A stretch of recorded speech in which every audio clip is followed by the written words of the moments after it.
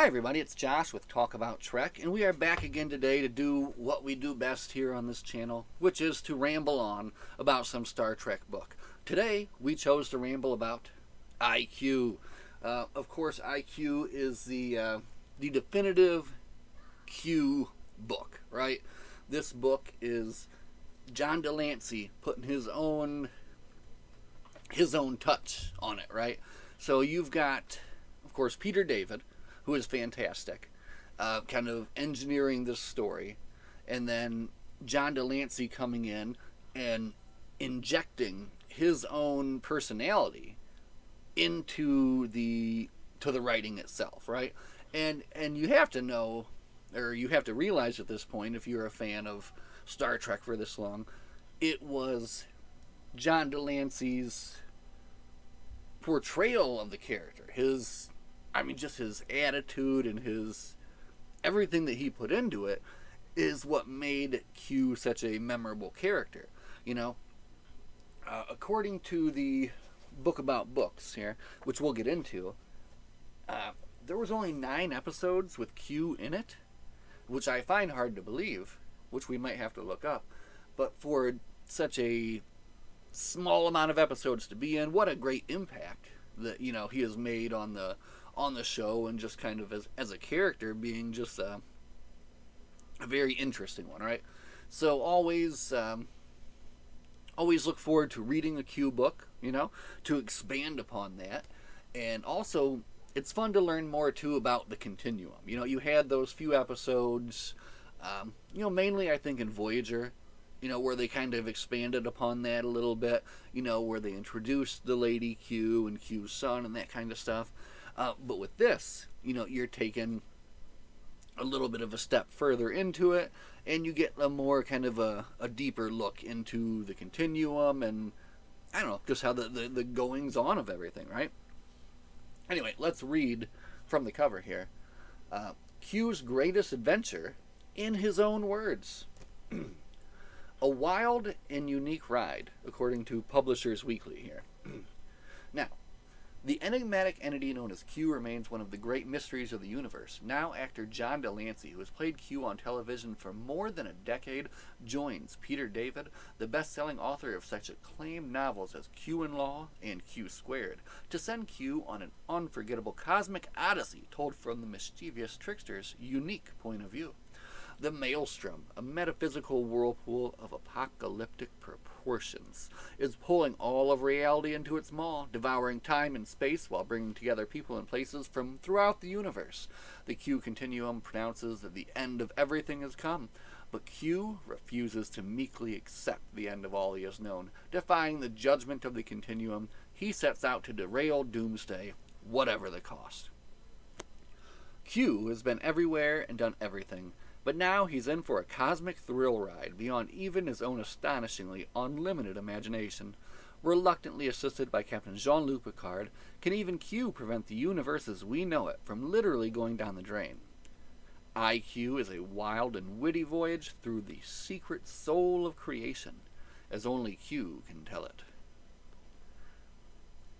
I would like to know who wrote that, because that is probably one of the best back covers that I've read. I think it's very well written, very, it doesn't give away too much, kind of gets you into the story, gets you excited about it. So, boy, I like that. So again, IQ, a very fun book, and again, this is the Q book, right? John Lancie puts his personal touch on it, and I love the way that this was put together too here. So this is from of course, the Voyages of the Imagination. So if you want to know more about a lot of Star Trek books, this book will give you that information. Peter remarked, "I went out to L.A. and met with John Lancie for several days. We tossed around various possibilities, and together we hammered out the outline for a book. I wrote the first draft and then sent that to John. He did a lot of rewrites and changes and sent that back. It went back and forth. John was 100% co-conspirator. You have to listen to the audio version." That is what I was thinking the whole time I was reading this. And I am not a typical audiobook guy, right? I mean, I like the written, I like the page, I like to turn the page. But this would be a fantastic one to listen to. So if someone out there has listened to it, please let me know what you thought of it, because I'm really interested. I imagine that he knocks it out of the park. It's probably one of the best audiobooks that you could possibly read, right? The best audiobooks that you could possibly read. Anyway, Peter continued. Some parts of the novel are screamingly mine. The place where John did the most work was on the Q dialogue. He was the one who did wonders with making it sound like Q in the various digressions of the universe. John Delancey remembered how he got the role of Q. I auditioned for the role like everybody else, and I had no expectation that the part would become popular. I did 9 shows, which is still disproportionate to the popularity of the character. 9 shows throughout all of it? Probably not counting Picard, of course. That was before this. And he did show up in Lower Decks. So he's been added to that. We're going to look that up later. They asked me to write IQ, and I liked Peter. I didn't know enough about Trek to write a Trek novel. I told them I would write a series of interior monologues because the part I did know was the character.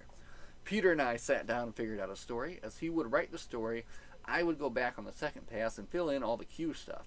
As a third pass, I tried to condense the story somewhat successfully and somewhat unsuccessfully.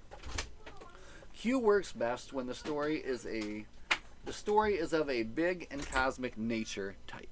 And that's exactly what the story is. This is basically they frame it as the end of everything, the end of all things, right? And it's up to Q, Picard, and Data to kind of work their way through the mysteries, work their way through these different levels of the universe to come up with a conclusion. And mostly it's a search for, which is kind of nice for the Q character, right? He is on a search for his wife and son, right? Did they get married? I don't know. Anyway, he's on a search for Lady Q and lowercase q, right? So it's and I would say a lot of it also, the imagery is very dark in a lot of it. If you've ever seen an old Robin Williams movie called What Dreams May Come, there were a lot of scenes in this that reminded me of scenes out of that, as he kind of he journeyed through hell to find his wife in that movie. You have Q journeying through this various depths of, I don't know, I guess a sort of kind of hell, you know. Anyway, and all depicted in very interesting and very weird and sometimes very, like, you know, terrible ways as well. So, as far as the characters go, it was kept very tight too, right? Because you just have Q and you have Picard and Data, basically, and then their interactions with a few other side characters. They do take the opportunity to bring the kind of collapsing universe thing to throw some curveballs at you. You've got a little bit of a different scene with Dax in here, which was pretty interesting, and I was wondering, now this book was published here in 1999, and I was wondering, that was probably, yeah, that would have been well after, you know, she had died on the show, right? So there's a lot of interesting stuff going on like that. And again, just the main point of it is this journey through these various different levels, right? And you kind of, each level is almost like a trial in itself to get finally to this end, you know? And it's, I don't know, it's a very, I found it to be a very well done and kind of, I don't even really know how to put it, but just the way that it all wound up, I felt made very, very good sense for the story that they were trying to tell. I think what I'm saying is just a bunch of nonsense, but hopefully someone understands what I'm saying here. It was, and it's not a full-on explanation either at the end, right? It is kind of somewhat left open to maybe your interpretation of how things are playing out there, right? So very interesting, very fun. And again, if you are a fan of Q, this is a much read, a much read. You very much want to, you very much want to read this book if you're a Q fan. Again, this is giving you kind of like an inside look right into Q here. So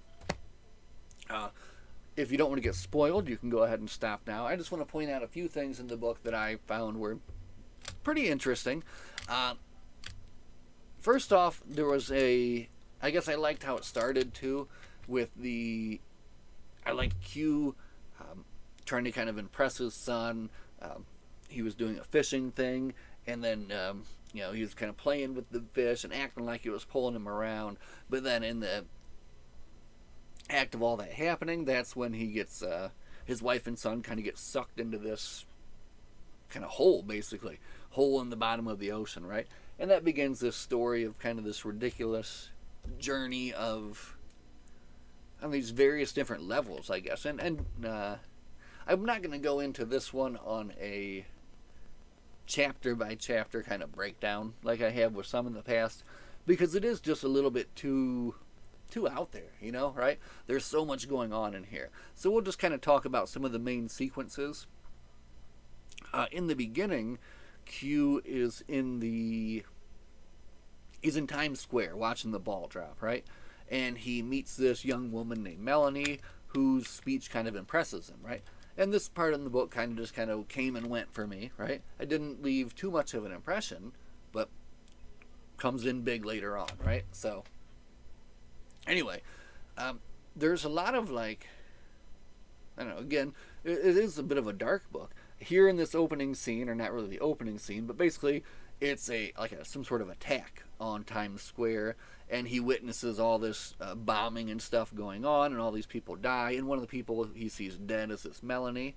And then, like I said, this story continues on from there, and basically it is a journey through, again, various levels of, not going to say hell, but just this weird reality where the universe is ending and everything is kind of mixing together, and different people seem to be at various different levels, depending on kind of where they're at, right? So he's searching for his wife and son. He comes across Picard and Data, and he kind of recruits them to the cause. They started the journey on the holodeck on the bridge of the Hornblower, doing some classic kind of sailing action right there, right? So there's a lot of with this book, you have a lot of Q's monologue, and it's his inner monologue, his thoughts. So you get a great look at his thoughts on Picard, you get a great look at his thoughts on Data, you get a great look at all of these different things directly, right from the horse's mouth, basically, right? So the book basically takes you on this journey where you are going throughout this various levels. So, for instance, one of the levels they get on as they're kind of approaching the end of the universe is this train car level, right? So they're all being herded onto this train car, and one of the people herding them onto the train car is Locutus of Borg. So you have an interesting part here where Picard's got to confront Locutus and has to confront his kind of, his fear and his memory of all that. And also just a very interesting sequence, too, where they're kind of working their way, bashing their way through the train car, and then they work their way to the back, and then they come back to the front. They're searching for Q, and just, again, a fun sequence there on the train. And then it just gets more kind of surreal from there, where they keep visiting all these different kind of planes of existence, right, before they get to, the very worst one. So on one of them, when they get to it, it kind of looks like a market area, right? And this is where Q senses that his son is. So they go into this tent, and they go through this crazy maze of mirrors, and they finally find Q's son, who has been all alone for what seems like years and years and years, right? And this is another very interesting sequence where Q's son is being influenced by this other being, right? And Q has to kind of talk him out of it, and he does so, being kind of harsh to him. But I love there was a very good visualization here of kind of Q's, all right, little q, lowercase q. He finally says, no, don't leave me, because Q's basically saying, if you can't get over this, I'm going to leave. If you can't fight this thing, you're a Q, you can do better than this. I'm going to get out of here. So he does, he starts walking away, but then the Q chases after him, who turns from kind of an old man into a child as he chases him and finally like jumps up to get him. So I thought that was very well done. Data and Picard both also have their moments in this too, where they give either a rousing speech, or in Data's case, he accesses his emotions and basically starts like shouting at all these people. And again, a very interesting scene there as well. And it was nice to see them kind of play into Data playing into his emotions. That was a cool thing to see. So, all right, as we wrap this up, we'll just kind of cover the. All right, I'm going to put this in here, and this is kind of a weird part. So, at one point in the novel, Q is basically like in this giant battlefield, right? And he's working his way through this battlefield, and he comes across Dax, who is fighting with a band of Klingons. And he makes a comment about Dax. There's a lot of other stuff going on. Interesting woman. I wonder if she shaves. And I, for the life of me, couldn't figure that one out. I still don't. I don't really get what he means with that. It was very out there. So anyway, I'm just gonna leave that there. If anyone else wants to give me some context on that, that's fine. Just seemed a little bit strange to throw right there. Anyway, as he works his way through this war zone, he meets up with an M, right? So this introduces the concept of another omnipotent continuum out there, the M's. So you got the M's and you got the Q's, and the M's came before the Q's, and they have this nice little sequence where they kind of break down like how they met and how they started hating each other, and they went to a great war, but then they kind of finally settled, and anyway, there's some interesting stuff that goes on there with M. We're not going to get into all of that. But the bottom line is they keep moving through the different stages, right? Until they finally get to like the very bottom stage, right? He's got his son, but he still needs to find his wife. And he gets to this stage and he kind of knows this is where she is.